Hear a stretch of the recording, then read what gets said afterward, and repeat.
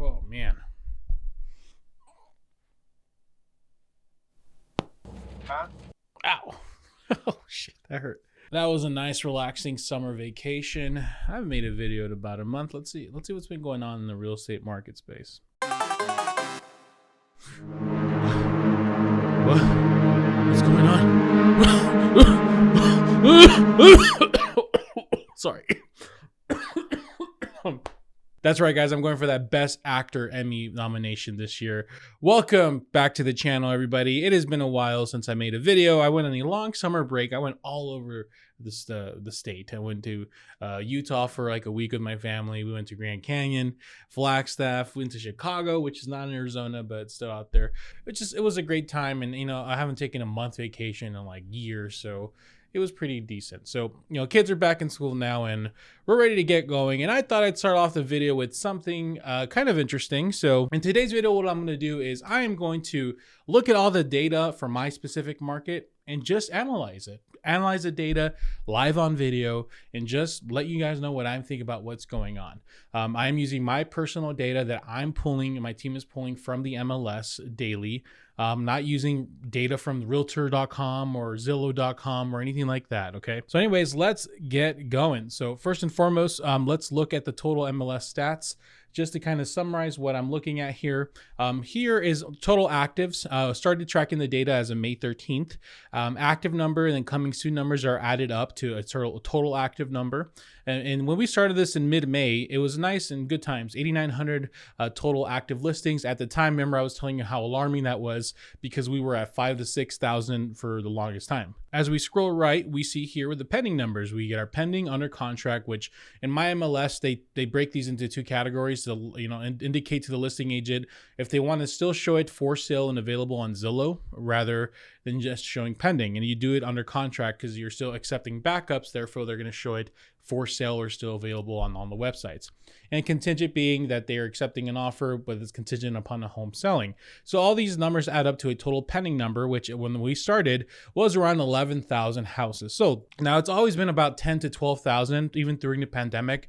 Even when the numbers were like as low as like 5 or 4,000 active listings, there were still 10 to 12,000 pending. So, you know, total absorption rate, which absorption rate, nice definition down below by our great editor, Zeke. So essentially boiled down how I interpret it is you get the total of listings that are active. You compare that with the total listings sold, and essentially within a 30-day period, and you figure out, okay, if there were no more new listings as of today, how long would it take for the market to absorb the rest of the listings? So for example, if you have 10,000 listings selling and you have 10,000 listings on the market, well then your absorption rate is 30 days because if there's 10,000 houses selling and there's $10,000 left, then it would absorb within 1 month. So you have 1 month's absorption rate. So here we are tracking it, and in May when we started, that absorption rate was close to 1, which once again was pretty good news because we were at like half for the longest time. As a matter of fact, I can show you here in the MLS, we can see that absorption rate went from 1 month down to 0.4, 0.5 in June, August, September 2020, and it dropped down in 2021 for those low 0.4, 0.5 numbers. And of course, our sold numbers, which is the actual indication of what they're selling for, are about 9,000. So remember, pending is what's under contract at that moment. Sold is what's actually being sold. And the sold and the active is what we're actually using to get that absorption rate.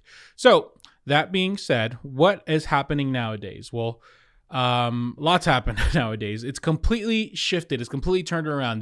The freaking sandwich is completely reversed. I don't know how else to say that. It's just... I'm flabbergasted. Listings have gone increasingly higher. We have now gone up to the last 7-day period was 19,207 listings. And our total pending numbers are 8,300 and our total sold numbers are 6,000. Our absorption rate now is about 3 months, meaning that if no more listings are to hit the market and it continues at the same rate of sale, it'll take about 3 months for it to completely get rid of all of the inventory. Now, a lot of people got used to this market in the last 2 months, 2 years, not 2 months, and how insane things are. And At first, it was quite a shock, but people got adjusted to it. And now this is quite a shock to a bunch of people. And to be frank, a lot of sellers still don't get the message yet. But for everybody else, everyone's completely shocked and they don't know what to do and they don't know how to interpret this data. Well, let me show you some data from the past, okay? So if I go here and I do a analysis of 2019 and 2018, okay? Just to get an idea of what the absorption was then when the market was doing quote unquote good, and the values were going up steadily, and it was a better time to buy. Let's just say that we can see that absorption amount rate floating between 2.2 to 2.9, and from 2018 and 2019. Now, I believe 2017 and 18 were the the years where the down payment assistance program started getting heavily cut. So let's go see and look at how those were.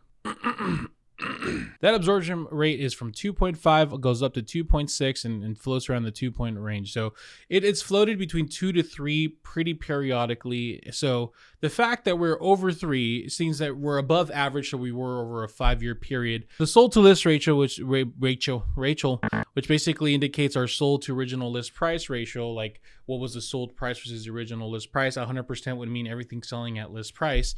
We were still 96, 97, 98. So even then, with values going up, our sold to list ratio was under 100%. So we are at that point right now where I think a lot of sellers are struggling because they're putting their house on the market and they're not realizing that, hey, we're not in a market anymore where there's like freaking 20 offers, right? We're literally, if you look at the sold data, there is less buyers out in the market now than there were even 2 months ago or even 3 months ago. Even with the pending numbers alone, you can see there was, what's that, $3,000 less buyers. So with less buyers and more inventory hitting the market, we are completely in a market shift. I would even dare say we're in an early buyer's market right now. For the last few months, I have been saying that we're in a market shift. We're shifting from a super seller's market to a somewhat seller's market to a, then I would say there's going to be a somewhat buyer's market to a super buyer's market. Well, right now, there's been such a humongous shift with the interest rates going higher, with the shift of the mindset of buyers. And specifically, I think the big culprit here is the affordability, the lack of affordability. We are kind of fast tailing it to a buyer's market fully. So even today, right now, we are at 19,469, and it looks like for the past, 8 sessions, we've been in that 19,000 range. If you look here, we were about 10 markings here where we're at 18,000. So if everything continues at the same rate, we're going to be at the 19,000 range for the next few days. And then hopefully we're going to get into that 20,000 range. I remember a time where every time I look at the market, there was about 20,000, 22,000 listings on the market. So this is not anything very new to me. What is new to me is seeing that sold numbers so low. I would like to see the sold amount start going higher, and it doesn't appear to be going higher at all. It's only going lower and lower. However, it went from a 200, 300 drop until here, maybe like 100 and something. So it does seem to be kind of shortening a little bit. However, I do want to see that number go up higher, and the only way that's going to go up higher is with the list price going lower. Now, here, what I do every 7 days, or is it every 15 days, I break down each city in my area and kind of give like this spreadsheet of different data, and is available on the sheet. By the way, if you are interested in this, go to my website and you can get a free copy just signing up for it. Or what you can do as well while you're there is you can check out my free resources. So I have a bunch of home buying resources for you to check out there. So go for it. Anywho, I like seeing this in the chart, to get a good idea of like, okay, how much is that going up? Is this thing pretty steady? So here, looking at the total market average list price to sold price over the last 7-day period, we can clearly tell that sold price is staying pretty consistently under that list price. So people are now being able to buy their houses cheaper than the price that's listed. We can see here in Avondale, it's clear over, the 30-day period, those margins are getting tighter, but here specifically over the past 7-day, that was pretty neck and neck, and now sold price is clearly under that. And there are some cities that are still, not following that trend. We can see, here, for example, Mesa, that trend, that gap is getting wider. So more houses are starting to sell below sold list price. Here we have certain days where that doesn't match.